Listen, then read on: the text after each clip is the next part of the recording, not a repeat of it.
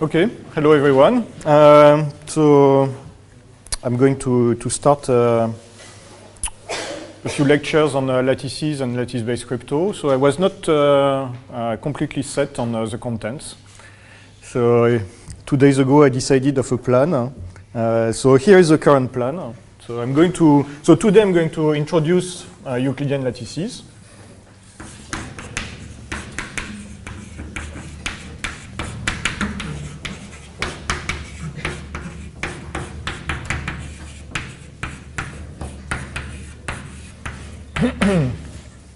And then in the next few days, I will talk about lattice reduction.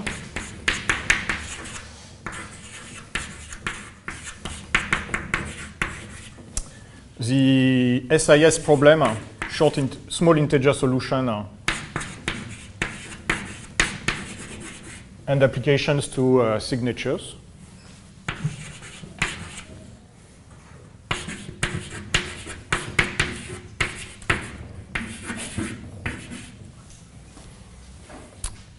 And hopefully also the learning with errors problem.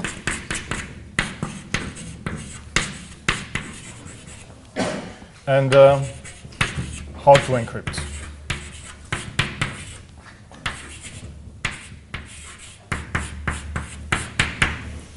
In some order which is still unspecified.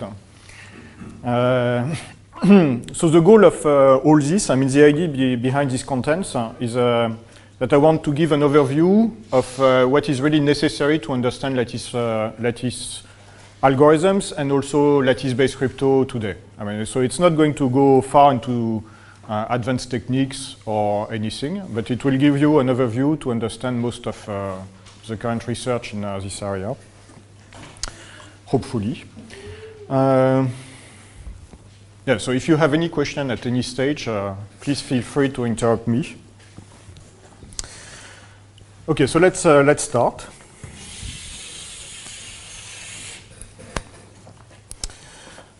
With a few definitions. So today it's mostly going to be mathematical, so mathematical definitions, theorems, and so on. Computational aspects will start tomorrow and the other days. Okay, so what is a lattice? So I have a definition here.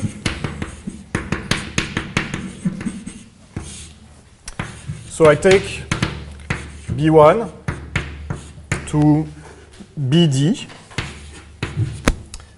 D linearly independent vectors in Rn.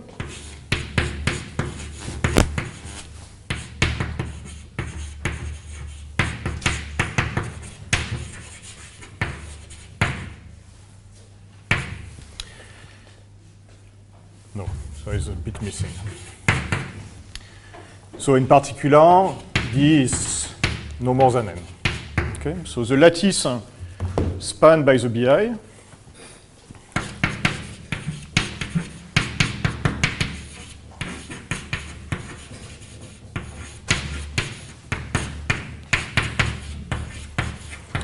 BIs is L of B1 to BD, which is the sum of the Z times BI,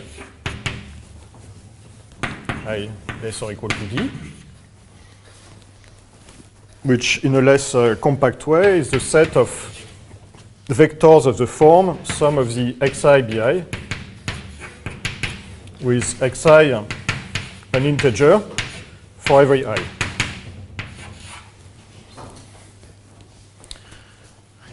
Okay, so I can do a picture here.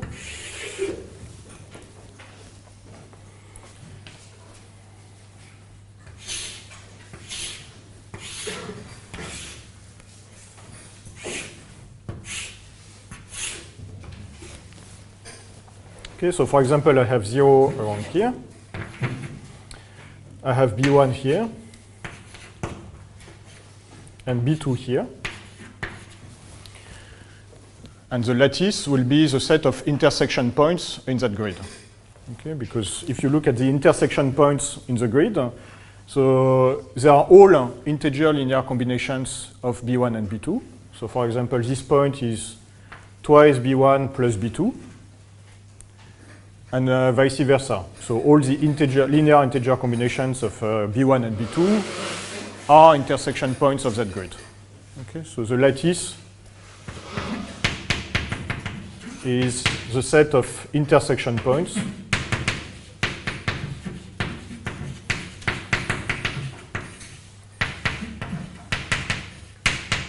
of the grid.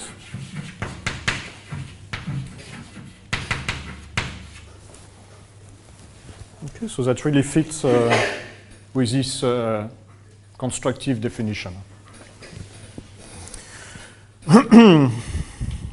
Okay, so sometimes we restrict the BIs to be integer vectors.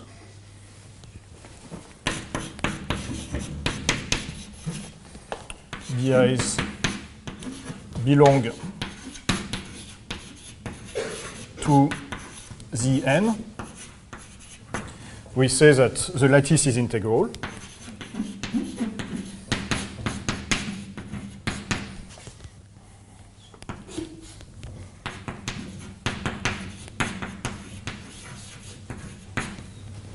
Okay, so that's a common situation. And if n is equal to d, we say that the lattice is full rank.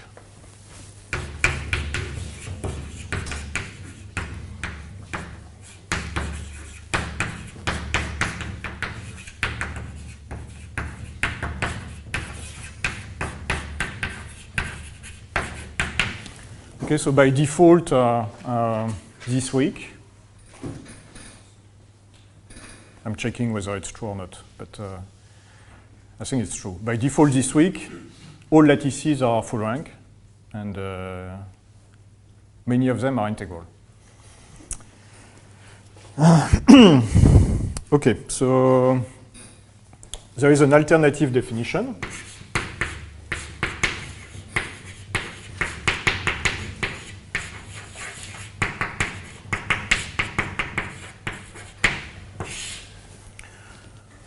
Which I'm not really going to need this week, but it's good to know. A lattice is a discrete subgroup of Rn with the addition. Okay, so you take the group of vectors in Rn with addition of vectors. And a lattice is just a discrete subgroup of this. So in part, discrete means there is no accumulation point. So if you have a sequence, a convergent sequence of lattice vectors, it eventually ends up being constant to a vector. So there is no accumulation point. And in that case, it's equivalent to this. So if you want, it's an exercise to show that these two definitions are equivalent. I'm not going to do it, and we are not going to do it during the tutorial session this afternoon. So it's just for you.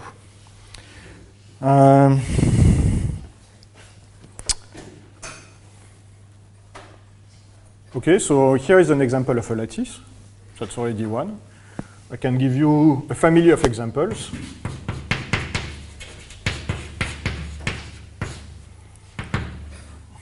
Any subgroup of the n with the addition. Okay, so it's going to be a subgroup of Rn, and it's discrete because it's contained in the n.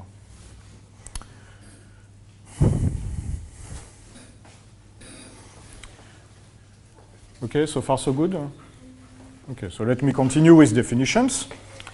The BIs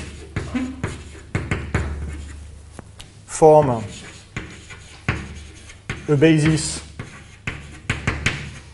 of the lattice L of B1 to BD.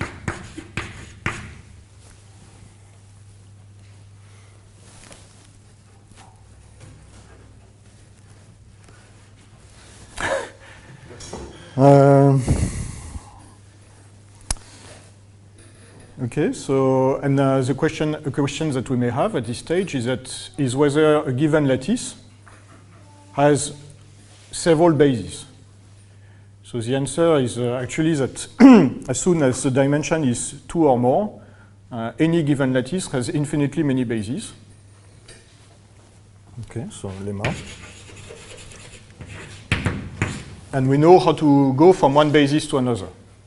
Okay, so here is a...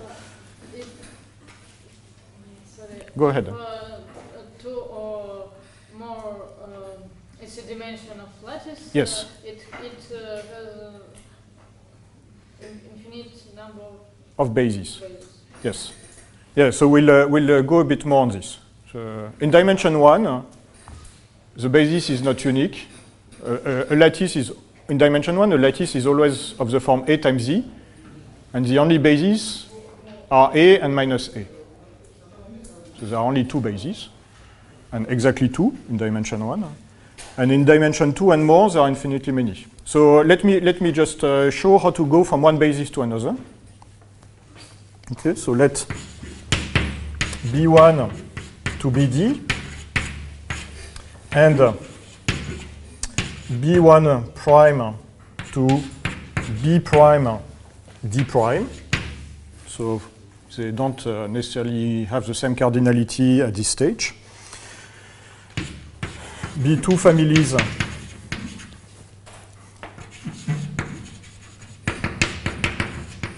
of linearly independent vectors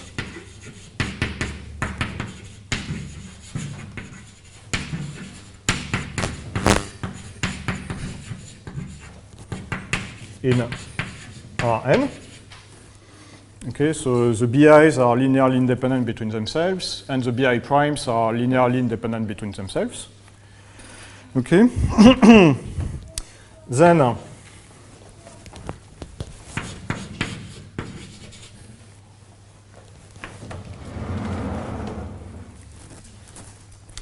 L of B1 to BD is equal to L of B1 prime to BD prime, if and only if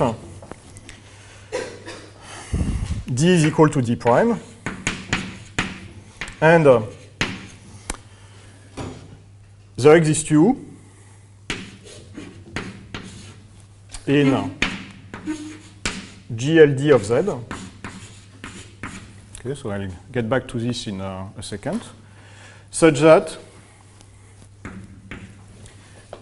B1 to BD is equal to B1 prime to BD prime times U.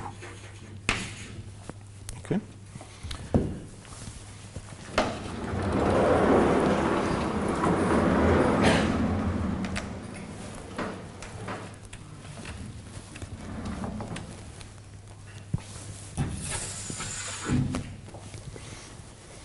Okay, so what does it mean? U in GLD of Z.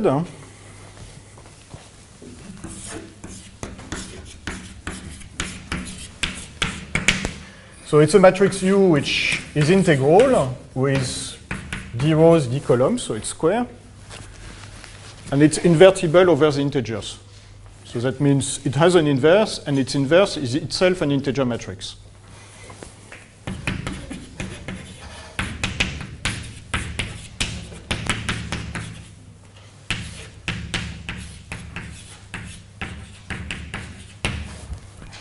Okay, so another way to say this is the determinant of U is plus or minus 1. Okay, so that's exactly the same. And these matrices, so in the case of lattice reduction at least, they are called unimodular.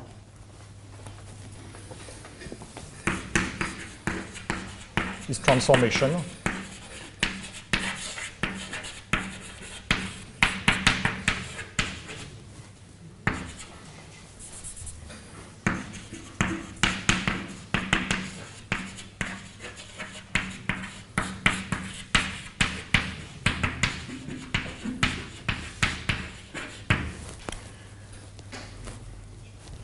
So it's just terminology.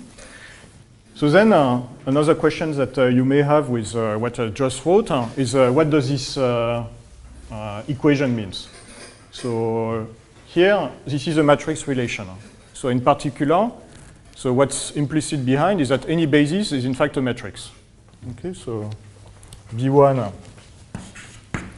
to BD can be written as a matrix. Okay, so you write B1 as a column vector, and you append up to BD as a column vector. Okay, so that makes D columns. And as the vectors have n dimensions, it's n times D.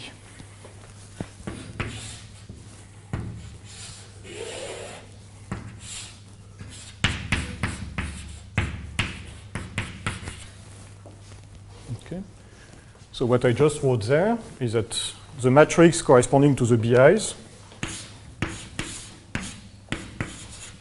or capital B in short, is B prime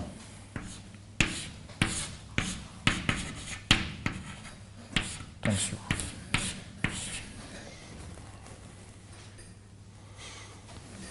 So lemma, is it general linear or special linear?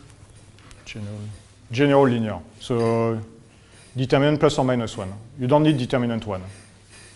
Is that your question? I'm confused with the definitions. Special linear is the ones with the determinant 1 or minus 1. General linears are something like more general.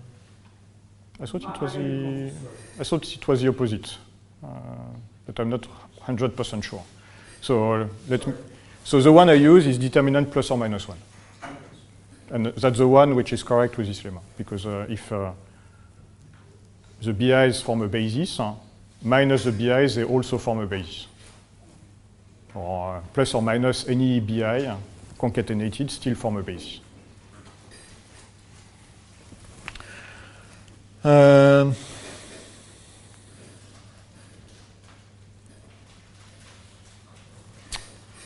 Okay, so where am I? So what are these?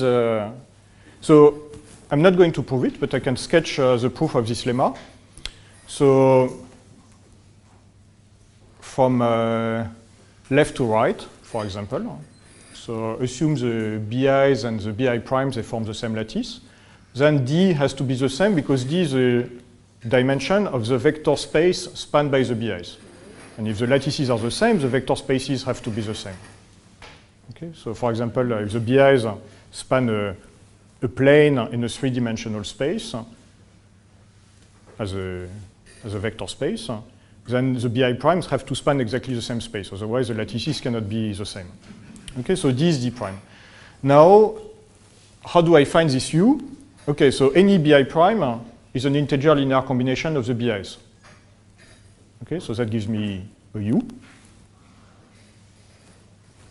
Yes, that's exactly what it means. So any vector BI prime, no, I wrote it the wrong way. So okay, so let's backtrack. Any BI belongs to the lattice spanned by the BI primes, by equality of lattices. So any BI is an integer linear combination of the BI primes. Okay, so there exists a U such that B is B prime U. The other way is also correct, because every BI prime belongs to the lattice spanned by the BI, so there exists a V such that BV is equal to B prime. And now you play with B and V, with U and V, and you find out that they have to be invertible over the integers.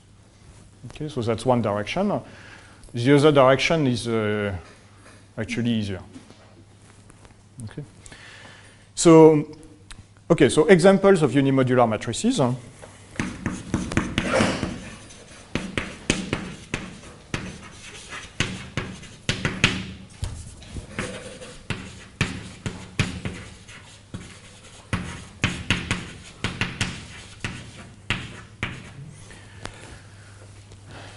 Okay, so one which we mentioned very briefly already is,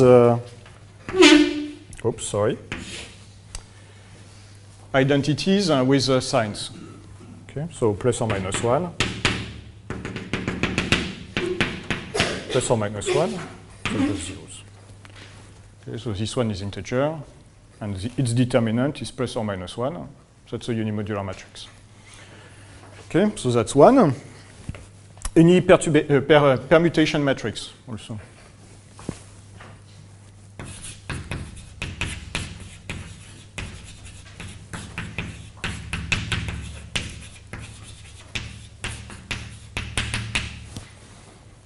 Okay, so where the matrix is 0 everywhere except in the entries I, sigma of I. So I'm just permuting the order of the vectors. And that shouldn't change the lattice. I mean, it's not because I order B1, B2 as 1 and 2 that it forms a different lattice from B2 and B1. Okay, so if I just permute the vectors, it doesn't change the span lattice.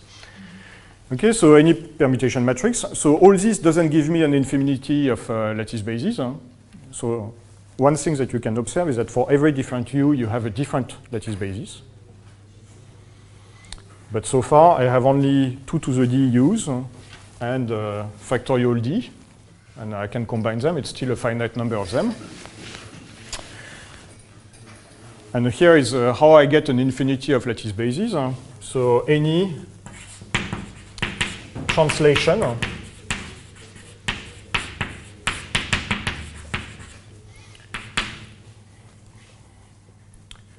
so you take an identity matrix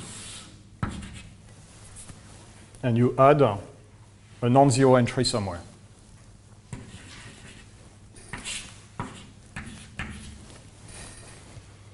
And all the rest is 0. So what is the effect of this? Okay, so let's say you have this is row I, column J. Okay, so that means keep B1 to Bj minus 1 and Bj plus 1 to Bd the same. Okay, so you keep these basis vectors, and Bj to Bj plus x bi. Okay, so you replace the j's vector by itself plus x bi, and this still forms the same lattice. Okay. And here the determinant is also obviously 1, because it's a triangular matrix, so you just do the product of the diagonal coefficients. So this gives you an infinity of bases, even in dimension 2.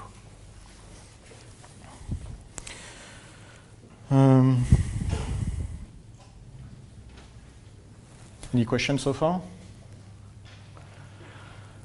Okay, so just a computational remark at this stage. If I give you 2 different matrices, B and B prime, it's easy to find out whether they span the same lattice or not.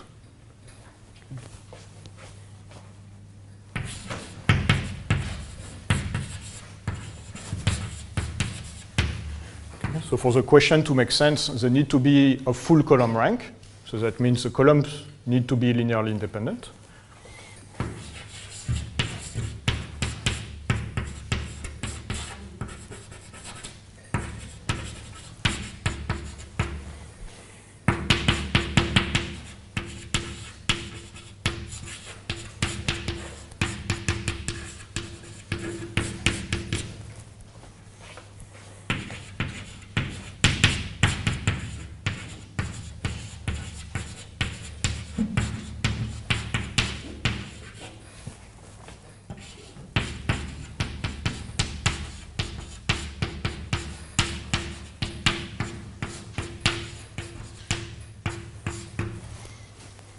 Okay, so how do you do that? You just use the previous lemma. You check whether D is D prime. And then you try to check whether there is a matrix U that is in GLD of Z that maps B to B prime. Okay, so as they are column rank, full column rank, there must exist a submatrix of dimension D, which is a submatrix made of D rows such that the corresponding square matrix is invertible. Okay, and that helps you find a U, okay, by linear algebra.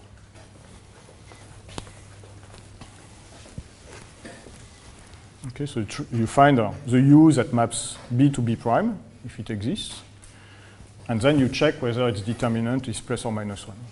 So this is one way. Maybe an easier way, if you want, is to check whether, so you take any BI prime, you try to write it as a combination of the BIs via Gaussian elimination, and you check whether the integer coefficients are integral. Whether the linear coefficients are integral.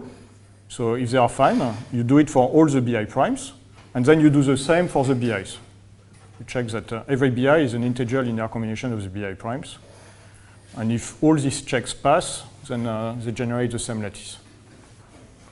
Yes? Please give an example. An example of? No, of this check. Of this check?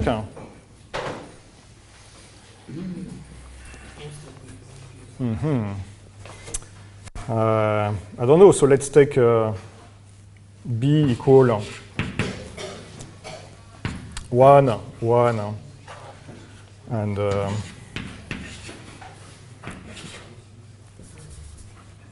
1. Okay, so this forms a two-dimensional basis of a lattice in dimension 3. Okay, so this is two linearly independent vectors in dimension 3. And then you can take B prime equal. Okay, so let me see. 3, 2 times 4, 3, and 4.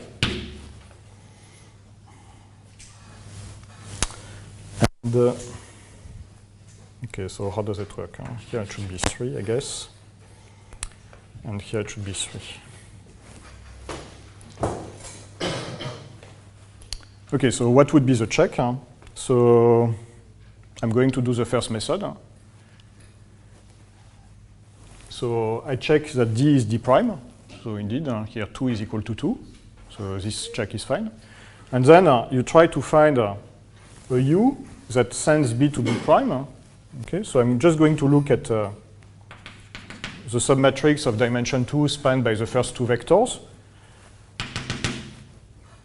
Okay, so B prime seems to be B times 3, 2, 4, 3.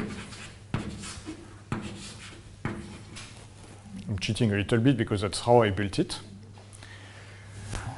So that works for the first two rows. For the last row, hopefully it does. So do this row times this, that's 3. So here should be 2.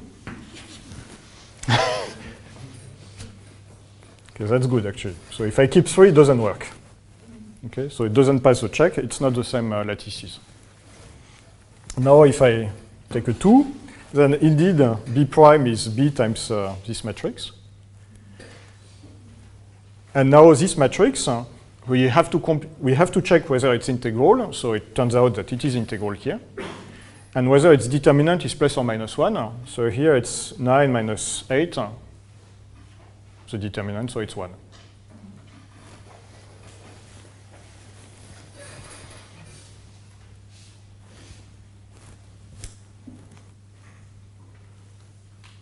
Any other question?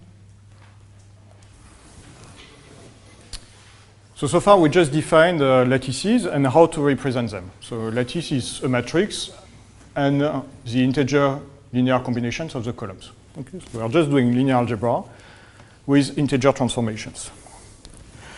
Okay, so now, so what we said so far is that when the dimension is 2 or more, there are infinitely many bases, but there are things that do not depend on the choice of the basis, but only on the choice of the lattice. Okay, so things that are invariant against the different choices of different bases. And these are quantities that are like somehow intrinsic to the lattice. Okay, so I'm going to define some lattice invariants.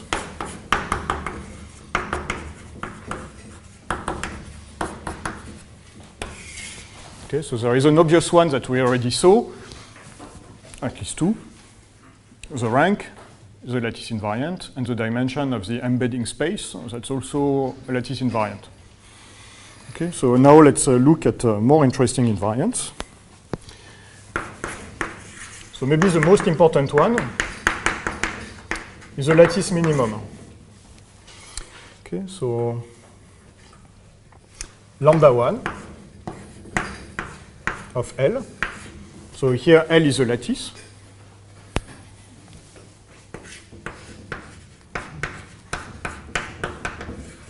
Is defined as the minimum of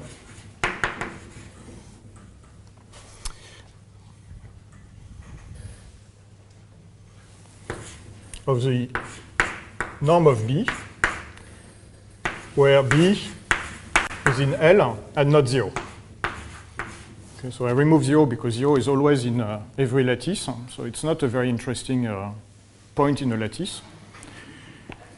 Doesn't tell much. So now I'm looking at the smallest Euclidean norm of a non-zero lattice vector. Okay. It's called the first minimum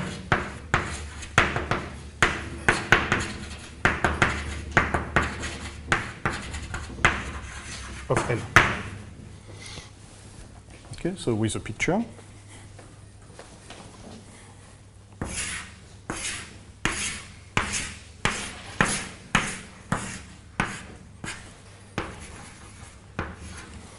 Okay, so I have my 0 point in the lattice. So the lattice is the set of intersection points in that grid.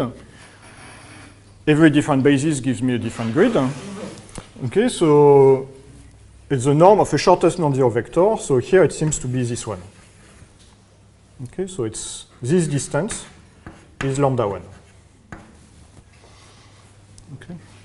So a more constructive way to view it, we can also define lambda 1 as the minimum of the R's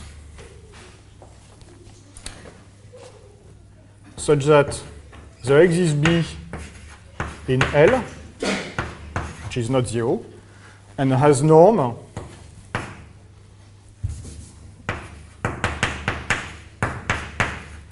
less or equal to R. Okay, so it's exactly the same, it's an equivalent definition. I'm defining exactly the same quantity.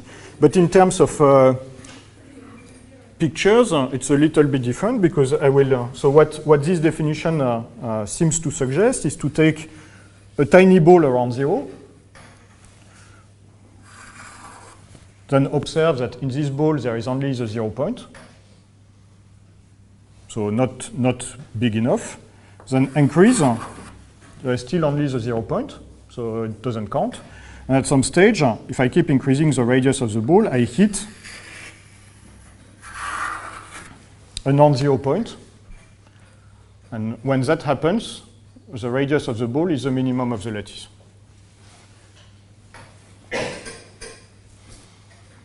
Okay, so this is obviously a lattice invariant because I don't even use a definition, I don't even use a basis to define it. Okay.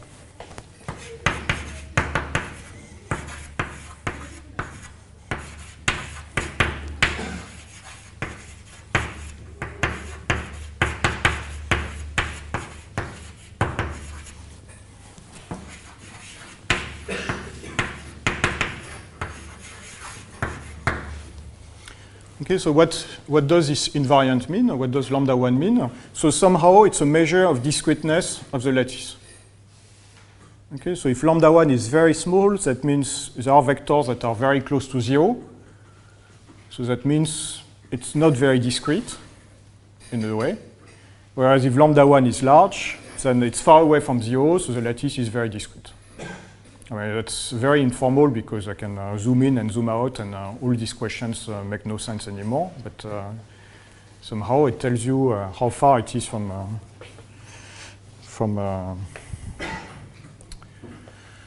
being very discrete or not. Okay, so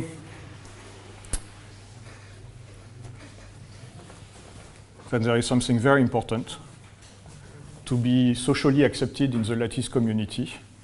Because if you do this mistake, people will think, oh, he's not a lattice person. So when you speak of a shortest vector, it's a shortest vector, and not the shortest vector. That's super important. A vector of L with norm lambda 1 of L is a shortest vector, shortest non-zero vector.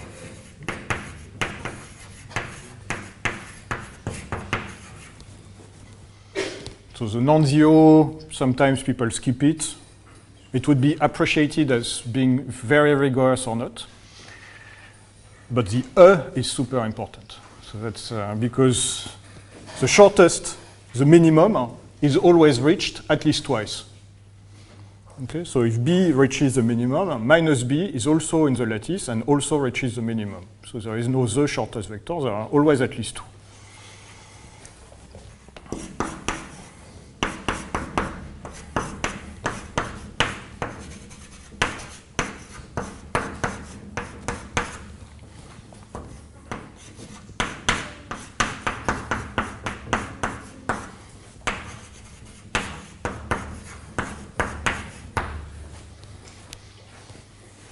That increases your chances of your paper being accepted by at least 10%.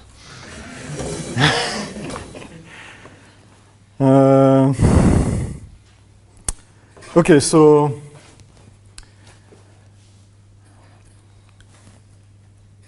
what this terminology of first minimum suggests is that there are other minima than the first one. So that's the topic of the next definition. Let L be a d-dimensional lattice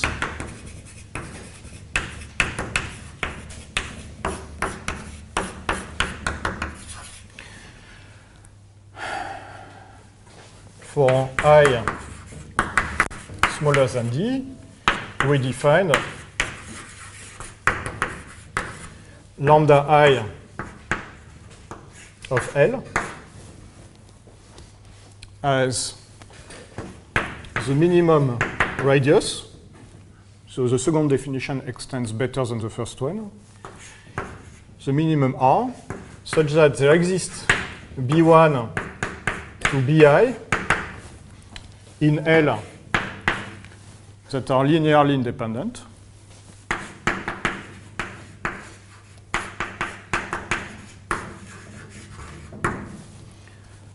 With max of the BIs less or equal to R. Okay, so it's a minimal radius such that the ball of center 0 and radius R contains I linearly independent lattice vectors. Okay, so if I do it, let me draw another lattice, which is very skewed, especially to illustrate this definition.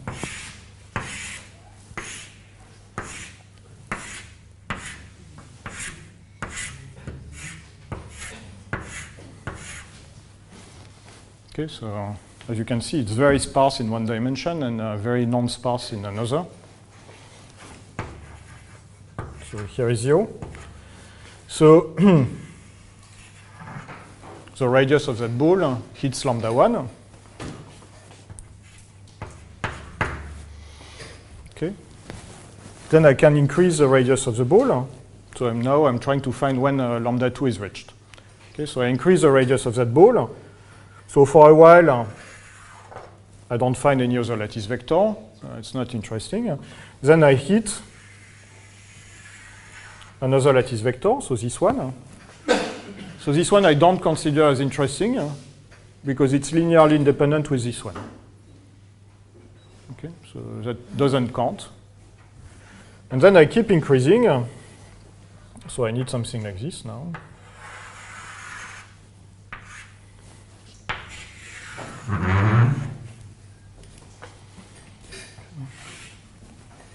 And this is the radius, the smallest radius of a ball centered in 0 that contains two linearly independent lattice vectors. So namely this one and this one.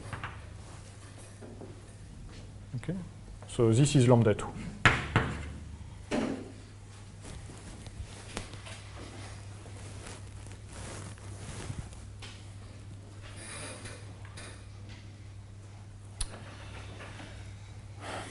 Okay, so it's also a lattice invariant. I didn't use any basis to define it, so it's trivially an invariant of the lattice. So what does it capture? So it's a patch to something that lambda 1 doesn't capture. So lambda 1 captures discreteness in one dimension, but the lattice is a d-dimensional object. So it can be very discrete in some dimensions and very sparse in others, and that is what is captured by the successive minima. So it captures discreteness in all the dimensions of the lattice. Okay. So it's more precise than just lambda 1. The sequence of lambda i's tells you something more. It tells you if you are in a situation like this, where you are dense in some dimension and sparse in another.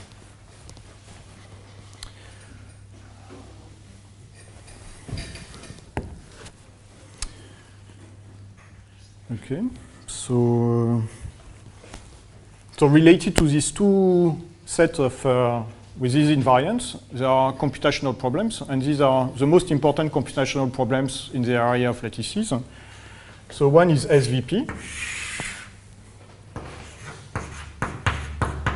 For shortest vector problem.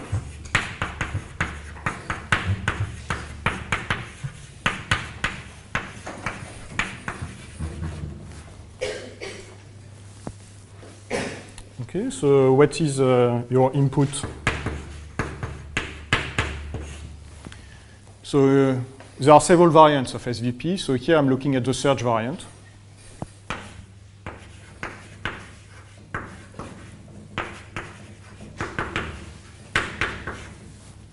Which is probably the most natural one. Maybe not for complexity theory people, but in terms of what you have to compute, that's probably more natural. So what is the input? A basis B1 to BD of a lattice L. So this is your input. And what you are asked as output is to find B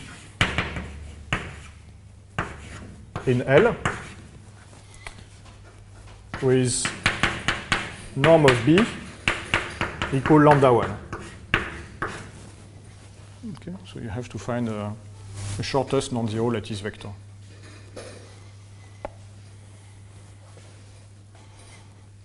Okay, so given this, you can build your own variants of SVP, and I can find all the shortest non-zero lattice vectors, or only compute lambda 1, or test whether lambda 1 is bigger or smaller than a given value, and so on and so forth. But at least to me, that's the most interesting variant.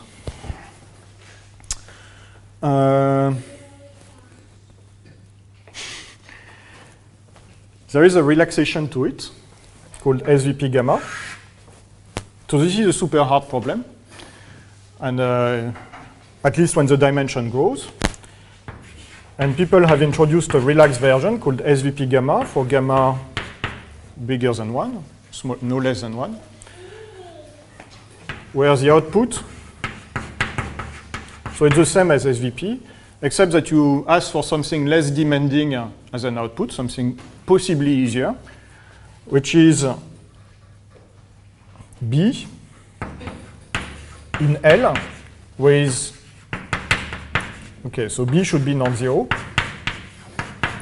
and of norm, no more than gamma times lambda 1 of L. Okay, so you are happy, for example, if gamma is 10, and you are happy to find a vector in the lattice whose norm is no more than 10 times the minimal norm. Okay, so for gamma equal 1, you recover SVP. Because for gamma equal 1, the only vector which is non-zero and has Euclidean norm at most lambda 1 must have norm lambda 1 by definition of the minimum.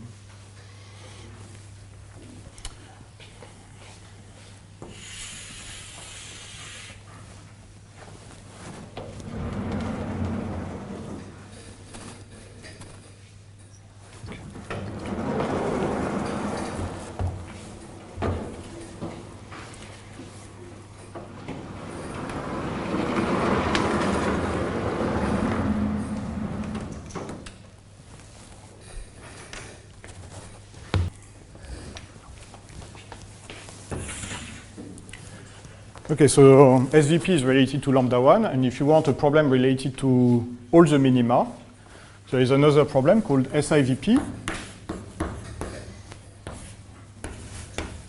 for shortest independent vectors problem.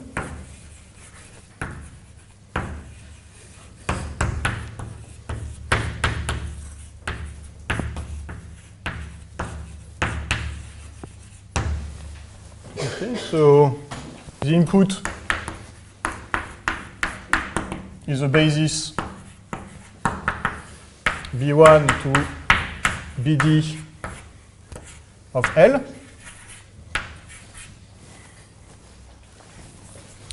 And the output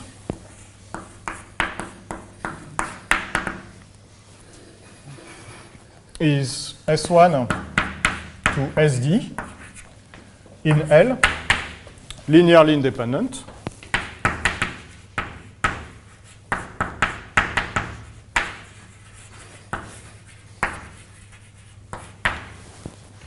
With max of the SI less or equal to lambda D of L.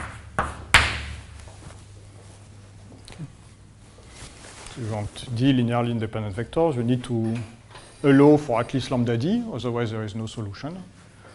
And lambda D is the best you can hope for. So equal also works.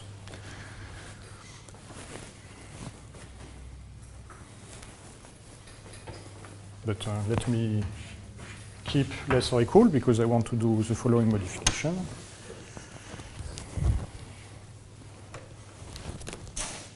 I try blue. It's the same as SVP. You can relax by a factor gamma. Then you get SIVP gamma, and you are happy if there are no longer than gamma times lambda D.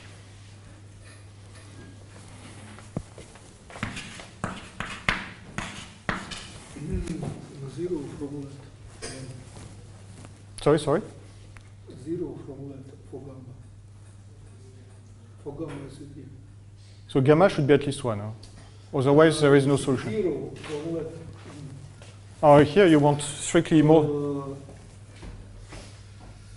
Is the maximum of SI From 1. Huh? is strictly greater of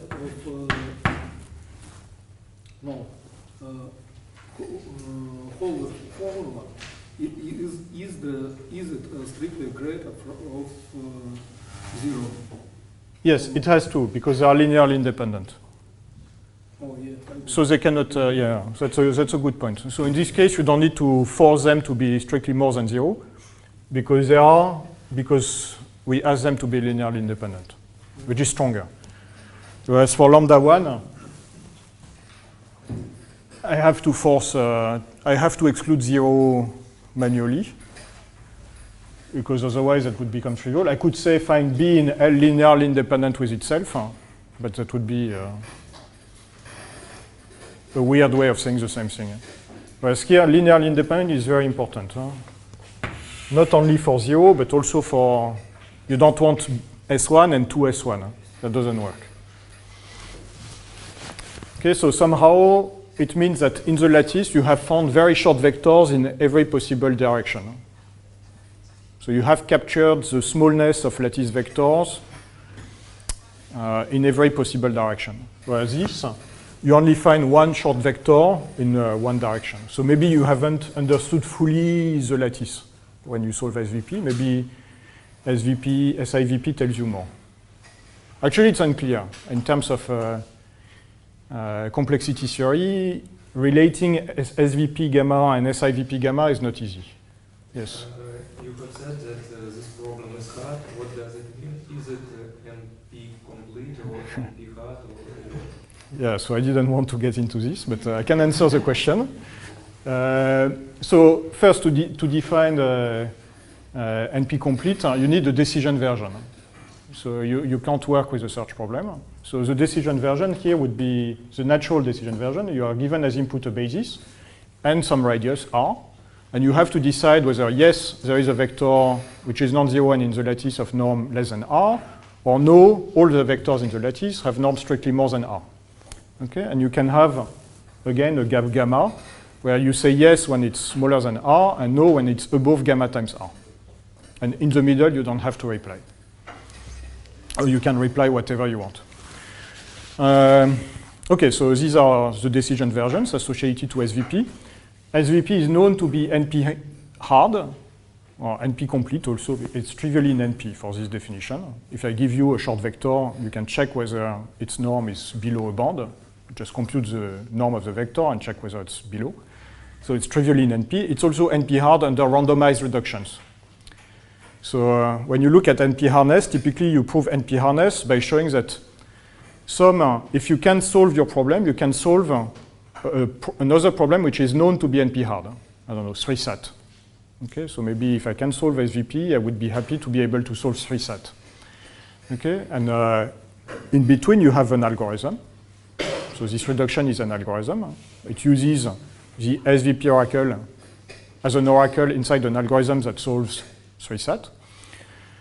In the case of NP hardness, we usually ask that this algorithm is deterministic. So we don't have that for SVP. We don't know how to use SVP in a deterministic way to solve another problem which is known to be NP hard. Okay, so this is an open problem. On the other hand, if we allow for randomized reductions, so if we allow to build a randomized algorithm that uses SVP as an SVP oracle, and then we can solve SAT or 3-SAT. Okay, so it's known to be NP hard under randomized reductions, but not under deterministic reductions. For all practical purposes, it doesn't change anything, but from a complexity theory perspective, it's an interesting open problem. So this is known for SVP, and then you have it for SVP gamma for any gamma which doesn't grow too fast. So any gamma constant, it's still NP hard under randomized reductions, for example.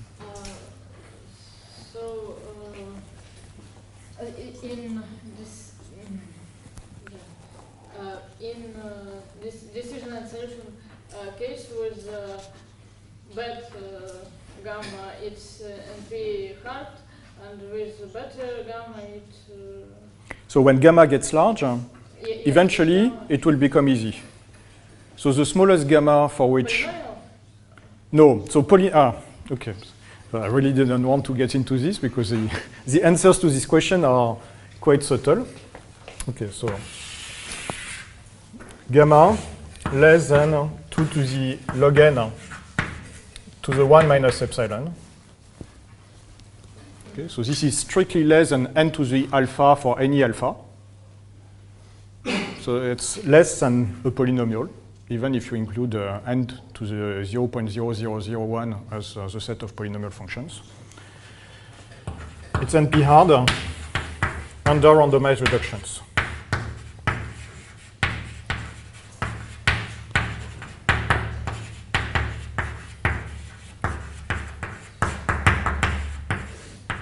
Okay. To make it easy, so that you have a polynomial time algorithm, you need to push gamma up to 2 to the n log n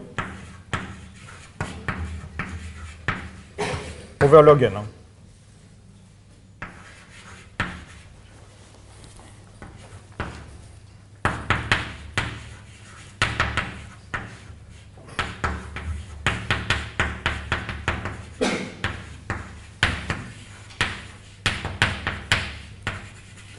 Okay, so these are two ranges of gammas, but still in between that's pretty wide. So you can ask what happens in between. So in particular for gamma at least square root n, I'm not too sure. I don't know if it's square root n over log n or square root of n over log n. So there is some log n's that you can play with log n's here. But I will do like Alex. Put a soft O. So up to log n terms, it's most likely not NP hard. So it's actually in NP capco NP.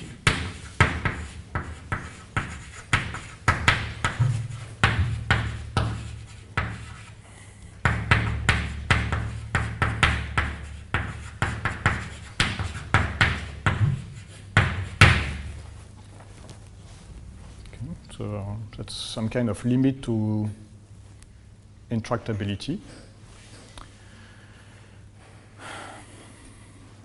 But it doesn't say much in terms of hardness to solve, with algorithms. And for all gamma poly of n, the best known algorithm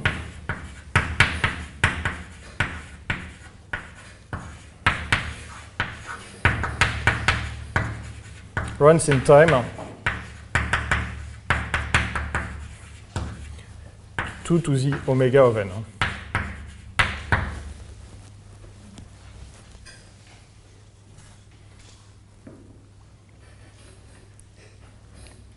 So that's a more full answer. And something very related to what we are going to do in the rest of the week is that this range of parameters for which we don't have NP hardness or easiness, that's the range of parameters for which we do lattice-based crypto. Most of lattice-based crypto.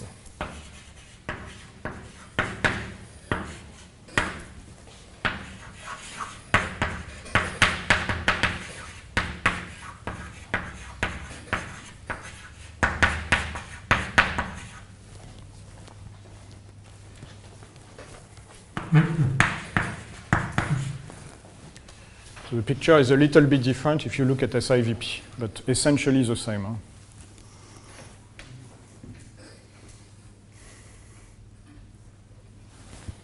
Okay, so in lattice-based crypto, so sometimes you hear that lattice-based crypto is based on NP-hard problem.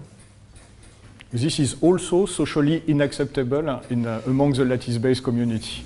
So if you say you are based on NP-hard problems, people will look at you with a weird eye.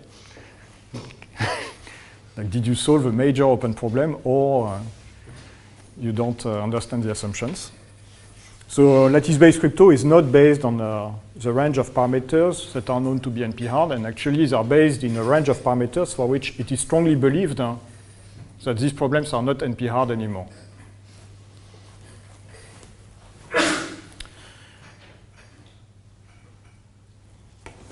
Okay.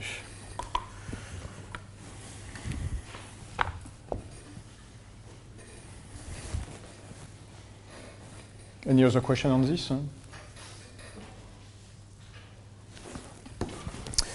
Okay, so another invariant.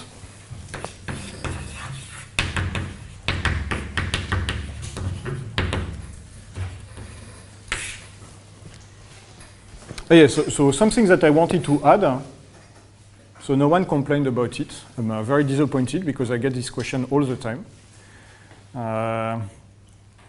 All this is defined with respect to the Euclidean norm. And you could ask why I chose the Euclidean norm and not the infinity norm or the L1 norm or any other norm. And that's a perfectly valid question. All this you can define with other norms also. Okay, so you can define lambda 1 with respect to the infinity norm or with respect to the L1 norm. and so on and so forth. And you can define SVP and SIVP in a similar way with different norms. It just turns out that the default choice is the Euclidean norm. So I'm going to stick to the Euclidean norm. It's a default choice, but there are also advantages of the Euclidean norm from computational aspects. So I will also discuss this tomorrow. So it's not only the default choice, but for algorithms, it's very useful to work with the Euclidean norm. But you could define all these with any norm that you like. Okay, the determinant. So I'm going to take a full rank lattice. Let B1 to Bn be a basis of a full rank lattice L.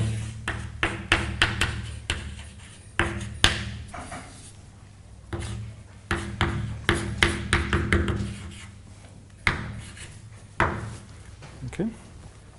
We define det of L, the determinant of the lattice, as the absolute value of the determinant of the matrix formed by the BIs.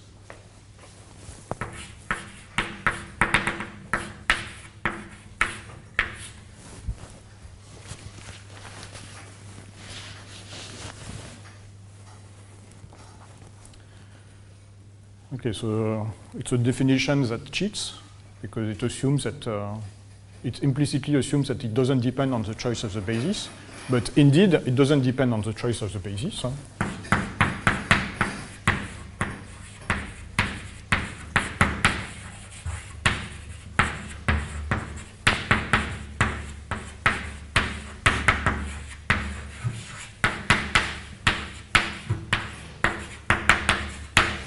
Okay, so if B1 prime to Bn prime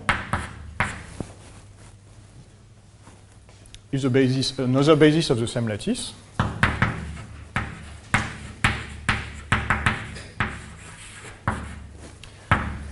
we've seen that there exists a unimodular matrix that maps the Bi primes to the Bi. There exists U unimodular such that B1 prime to Bn prime equal B1 to Bn times U.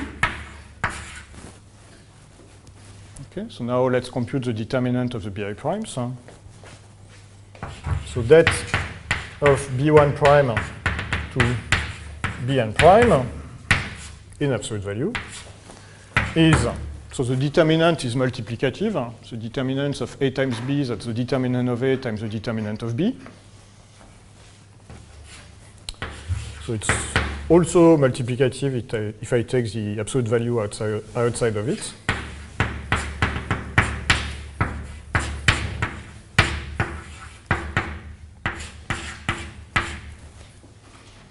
Okay, and the determinant of U, because U is unimodular, that means the determinant is plus or minus 1, so the absolute value of the determinant of U is 1.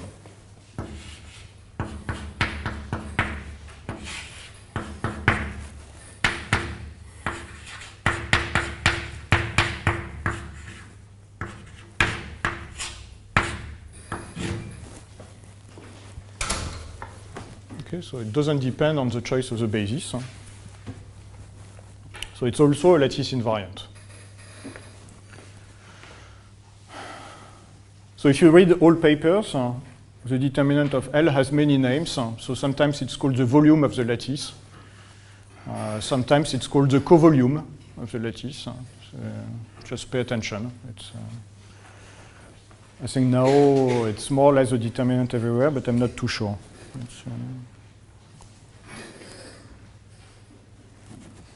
Okay, so just a picture to show what it is.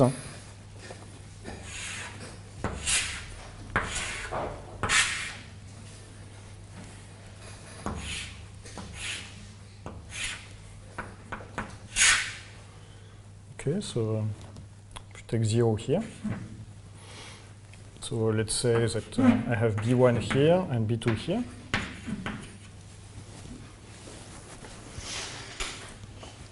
So I can define, that's doing something weird. The parallelepiped spanned by the BIs.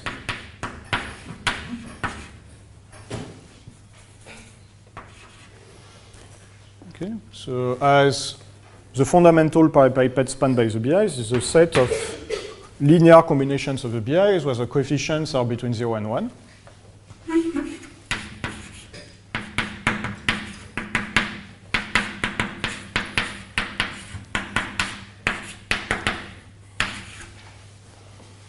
Okay, so that would be this thing.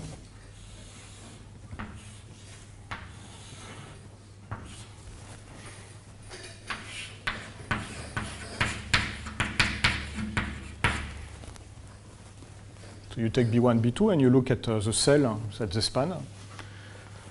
Okay, and the volume of the lattice is the volume of that fundamental parallelepiped.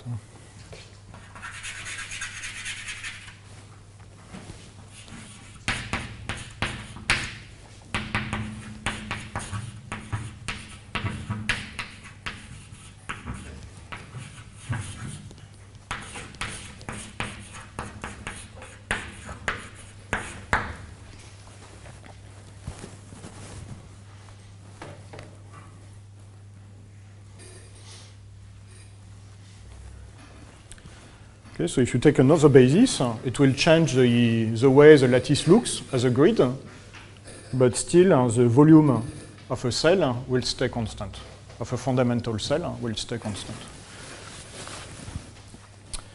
So it also captures the discreteness of the lattice somehow. If the volume is very small, that means there are plenty of points that are very close to 0, so that means the lattice is quite dense. If the volume is large, it means it's quite sparse. Okay, so small volume means dense lattice, large volume means sparse lattice, somehow. It captures it in many different dimensions, because it's a volume, it's not a one-dimensional object. It really captures the discreteness in a general sense, for all dimensions. Okay, so I don't know if it's an interesting remark, but the volume, as opposed to the other minima, it's something which is easy to compute. Okay, you have a basis, you look at its determinant, you do it with Gaussian elimination, for example, and it's polynomial time. So you have access to it very directly. Okay.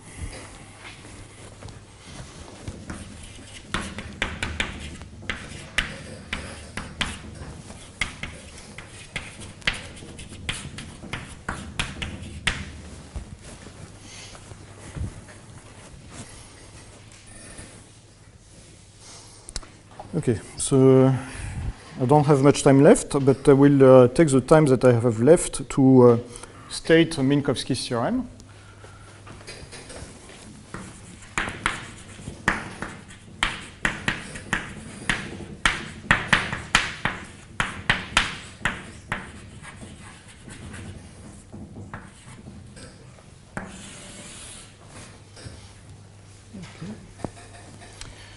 So Minkowski probably didn't think of it in these terms, but it's a way to link an easy-to-compute invariant with hard-to-compute invariants. Okay, so it's a way to link the determinant with the minima. Okay. So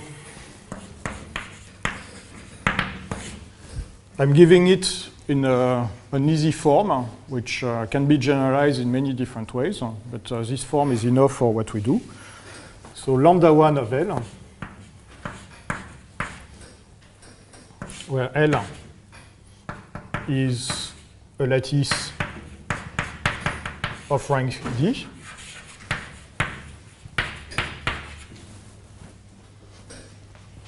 Okay. Is less or equal to square root of D times the determinant of L to the 1 over D. Okay. And there is a variant with the infinity norm, which is somewhat useful also maybe for this afternoon. If we look at the lambda 1 defined with respect to the infinity norm, so I look at the minimal infinity norm of a non-zero vector in the lattice. This is at most determinant of L to the 1 over t. And actually, if you know your inequalities between norms, you can see that this one implies this one.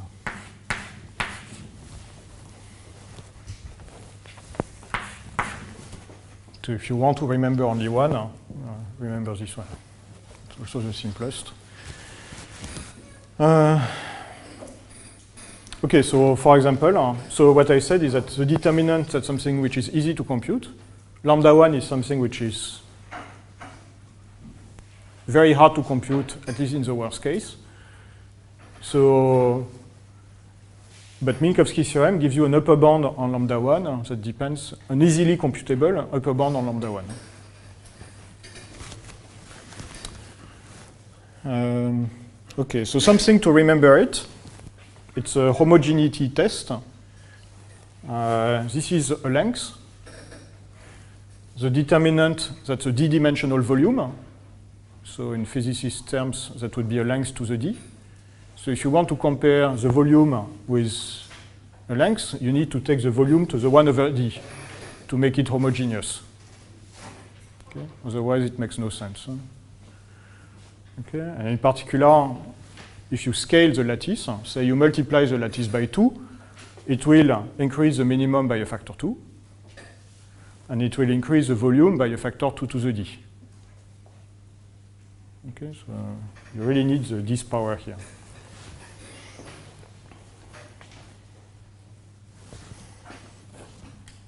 And I think I will, I will stop here. Okay. Any question? Yes. Well, if we take d and shrink its value, we can progress to the Hermite constant, like it's and it's an open problem. The value of Hermite constant is known for dimensions of 1 to 8 and 4 to 24. Is it an actual problem for cryptography? Yeah, so, okay, so let me explain the question for the others because there are several words that I didn't define here. So what this implies is that, so this theorem implies that I can define the following quantity. I can define gamma d as the supremum for L d-dimensional lattice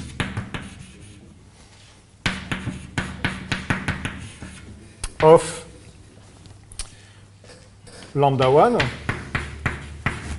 divided by the determinant of L to the 1 over d. Okay? So it turns out that gamma d usually there is a square. But in spirit, that doesn't change anything. This square comes from historical purposes, because this was introduced by Hermite, who was studying quadratic forms, which is a way to view lattices. But in quadratic forms, you have a square that shows up naturally. Okay, so this square doesn't play any role. It also turns out that this sup is a max, so this can be proved. So this quantity is reached. And what Minkowski theorem says is that this quantity is well defined.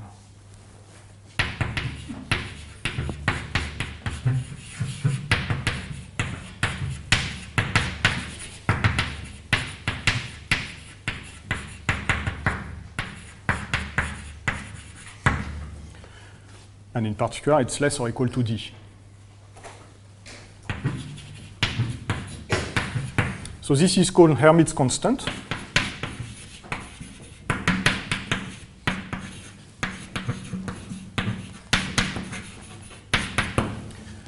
And computing Hermite's constant is super difficult.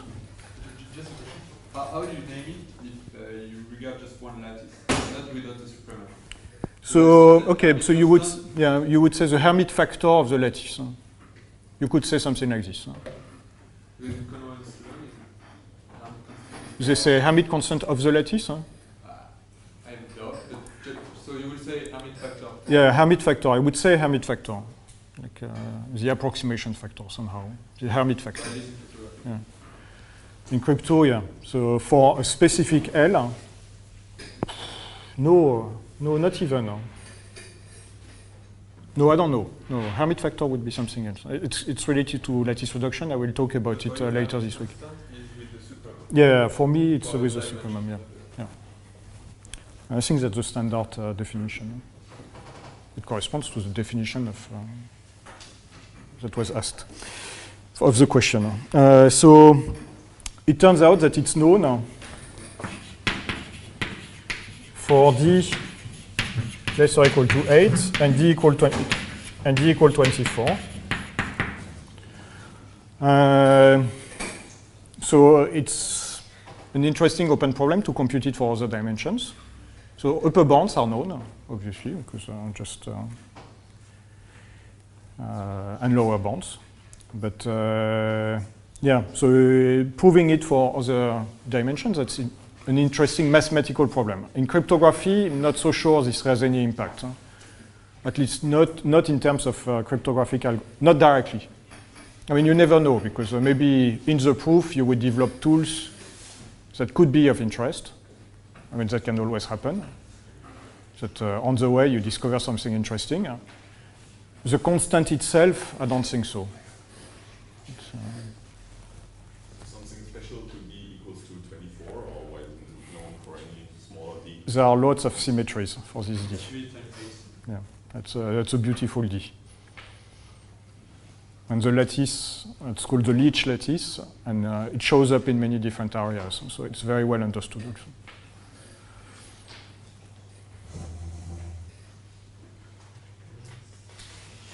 Okay. So tomorrow I will do, not sure, maybe lattice algorithms, but or SIS, we'll see.